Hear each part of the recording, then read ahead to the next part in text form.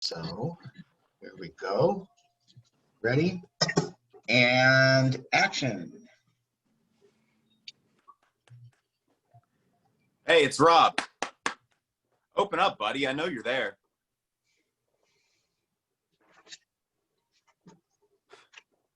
You eat anything today? Yesterday? You haven't been drinking, have you? Hey, I want to apologize for what happened at the Dresden the other night. Don't worry about it. Now I have my LA gun story. You should hear the way I tell it to the guys back home. It's an Uzi. Yeah, you want to talk about it? What's the point? Hey, it's been 2 days. You should call that Nikki girl. I'm such an asshole. She wasn't your type anyway. I'm thinking about moving back east. Well, that's dumb. Why is that dumb? You're doing really well, Mike. How well am I doing? I host an open mic. I played a fucking bus driver in a movie. Big fucking deal. And I have an agent who specializes in magicians. How well am I doing, Rob? They turned you down for Goofy. They turned you down? Yeah. They went with someone with more theme park experience. I would have killed for that job. You see, that's the point. It all depends on how you look at it. You're sitting there telling me that your life sucks. Well, that must mean my life is god-awful. I mean...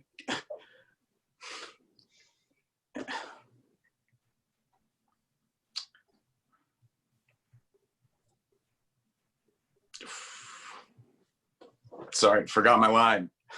Oh, cool.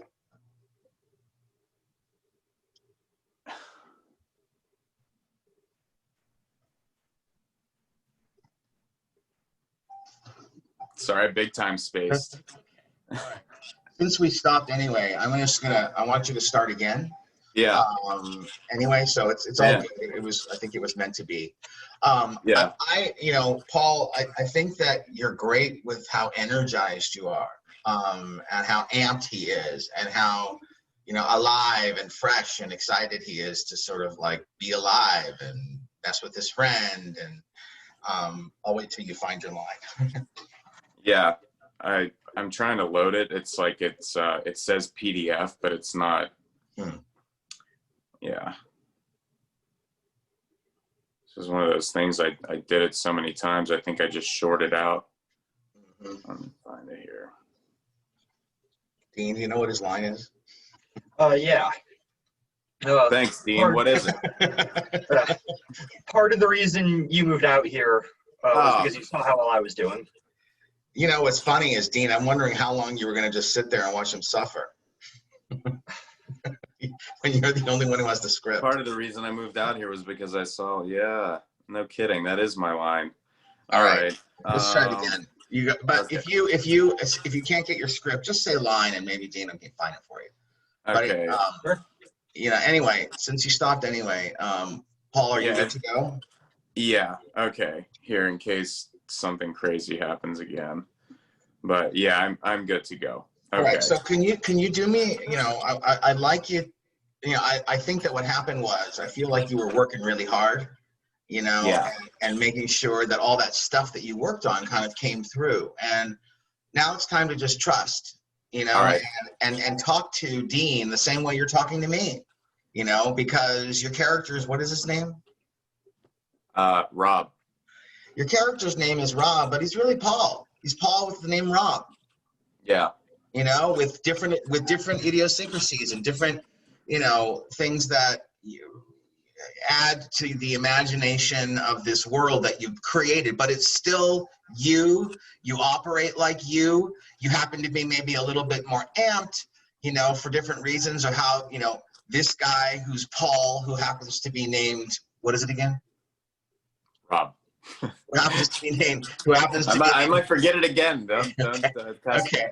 Who happens to be named Rob, who has, different imaginary circumstances that change you a little bit, but you're still you. So, don't perform it.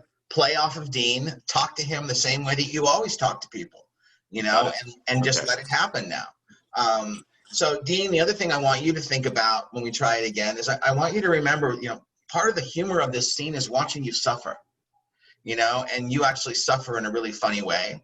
So one of the things that is going to make, I think, the audience laugh a little bit more is making sure that you're giving us a picture that's funny to look at.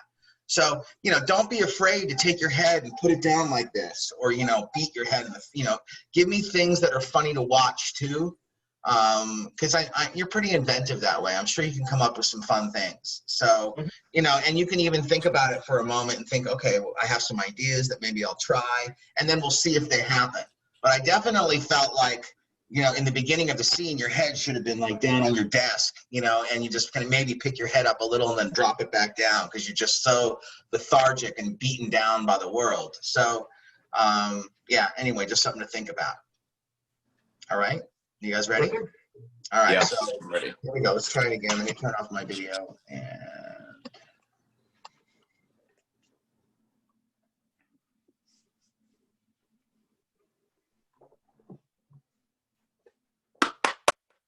Hey, it's Rob. Open up, buddy. I know you're there. You eat anything today? Yesterday? You haven't been drinking, have you? Hey, I want to apologize for what happened in Dresden the other night. Don't worry about it. And now I have my LA gun story. You should hear the way I tell it to the guys back home. It's an Uzi. You want to talk about it? What's the point? Hey, it's been 2 days. You should call that Nikki girl. God, I'm such an asshole. She wasn't your type anyway. I'm thinking about moving back east. Well, that's dumb. Why is that dumb? You're doing really well, Mike. How well am I doing? I host an open mic. I played a fucking bus driver in a movie. Big fucking deal. And I have an agent who specializes in magicians. How well am I doing, Rob? They turned you down for Goofy. They turned you down? Yeah, they went with someone with more theme park experience. I would have killed for that job. You see, that's the point, Mike. It all depends on how you look at it. You're sitting there telling me that your life sucks. Well, that must mean that my life is god-awful. I mean, part of the reason I moved out here was because I saw how well you were doing, and I thought if you could make it, then so could I. I didn't make it.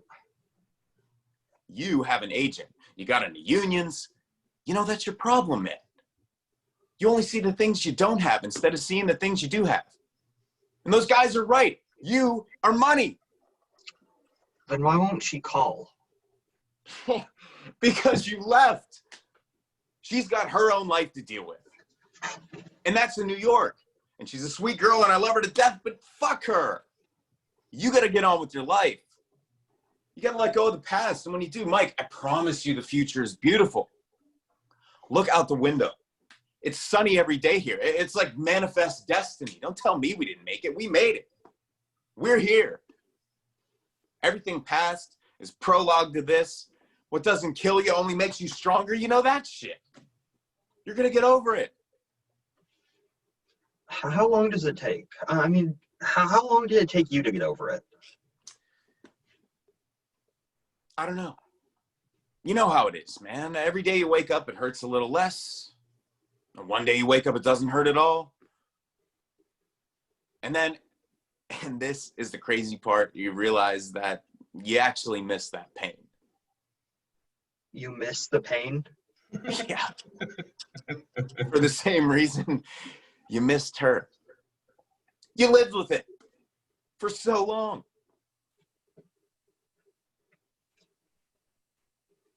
Let's go get something to eat.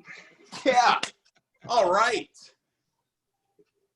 You look like shit.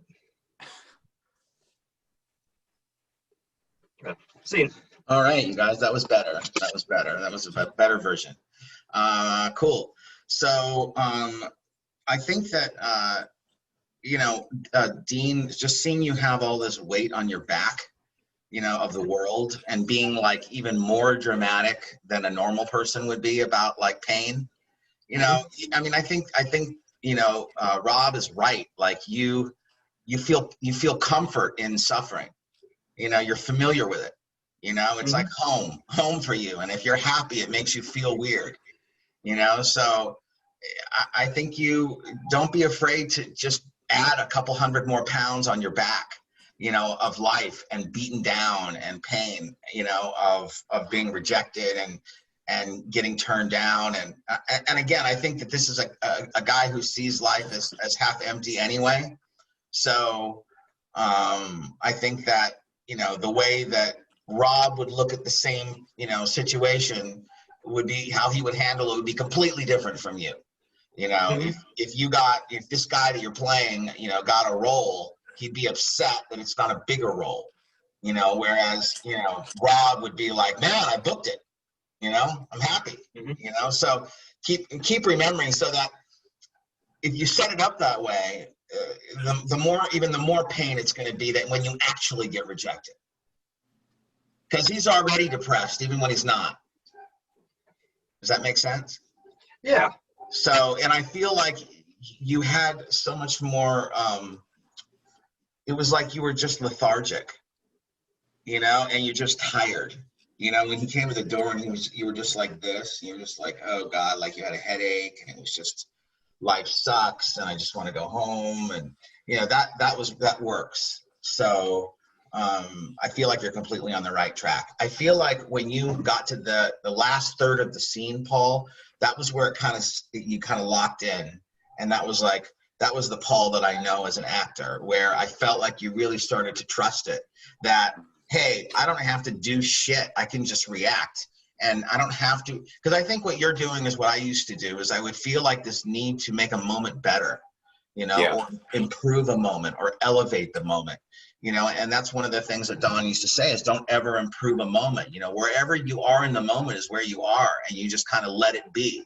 And we can go back later if we feel like we need to make some adjustments. But at this point, it's all about trust. It's all about honesty and keeping it real. Even if you don't have as much energy as maybe you think you should, it may end up working out better the way you do it. Because when you got to the end, I don't remember what the lines were, but it was near the end where you really were communicating with each other much more, and it wasn't so much you barking at him or performing at him. It felt like you were using him to induce you to speak, which is, does that make sense? Yeah. Can you tell me like what happened there? Like why did you suddenly kind of lock in compared to the beginning? I think for me, this, like the monologue kind of in the beginning part where he's going on about like the theme park experience and the goofy, it's sort of like keeping that going without having anything coming back from him is a little tough. But what I would suggest you do is you use his depression to fuel it in you. Yeah. And then, you've locked into him, because, sort of like when you're working with a casting director who's giving you nothing, you can use their lack of energy to fuel it in you to make you even more angry or more ridiculous or more in disbelief in whatever character you're playing. So here, if Dean is sort of like just sitting here like this and he's giving you nothing, you can just use that to be like, dude, like what is up with you? Come on, like life is good. Come on. And I feel like you did that in the end, not in the end, I'd say the last 40% of the scene is where you kind of locked in. It became, because the characters, again, you got to remember the characters believe they're in a drama, even in a comedy or a farce. It's not funny to you. It's still a real guy, and it's real best friends, and it's still, because there's no fucking way, Paul, ever would you talk to people like the way you talk to people in the beginning of the scene today. I just never see that happening. I mean, I don't know you that well, but I can't imagine you ever talking to anybody like that. I think you're right about that. Yeah, there's an ease to you, Paul, that you can put into this guy, that's still energized and still an optimist. I mean, you just have to think a little bit about, okay, where have I been as Paul that I dealt with a friend who's depressed? And I got to kick him out of that gear, kind of make him feel better, And I'm sure you've been there where it's like, come on, we can go, let's go have a drink. Let's go and that's what you did later in the scene. So whatever you were doing there, I would apply that to the rest of the scene and just remind yourself you know, when we do the scene in here, it's not, there's no more what it should be. It's too late. We just do it now, and we can talk about it later. But if you're trying to improve a moment or make a moment happen as you're doing the scene, it's a guaranteed that it will fail, because it's not believable, it's not honest, it's not engaged. This interaction between the three of us now is the way acting is supposed to feel. Mm-hmm. You know, when you go, or I say something and I'm looking at you and you're inducing me to talk, or Dean is looking at us, you know, this interaction between us. And that's the beauty of acting, is you can put everything onto Dean and all you got to do is react to him.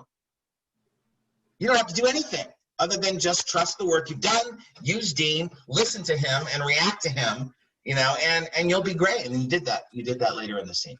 Do you guys have any questions? No.